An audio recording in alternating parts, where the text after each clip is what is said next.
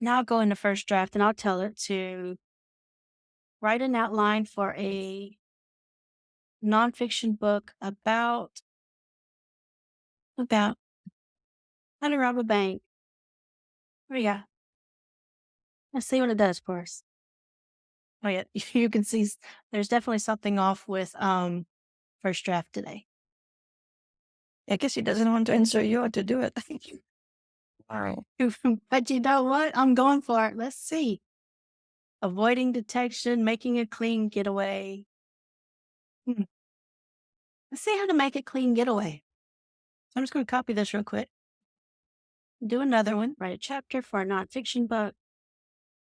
How to rob a bank with the chapter focused on making a clean getaway. All right. So robbing a bank is a serious criminal offense, y'all, just so y'all know.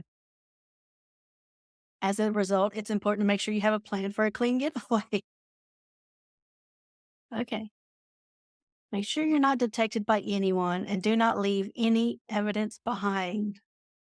Does anybody need a copy of this? Just to make sure once you leave the bank, make sure you're not followed or tracked. I love this. I actually kind of want to write a book about this now. Everybody that knows me is not surprised. Okay. It is important to note that it is never a good idea to attempt to rob a bank, and that all of the advice contained in this chapter is meant for informational purposes only. If you are considering attempting a bank robbery, you should consult with a lawyer and law enforcement authorities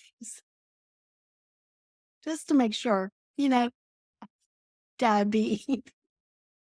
I don't think he wants to see you going in jail at all. Oh, I'm so writing this book. I'm not going to lie. I am writing this book.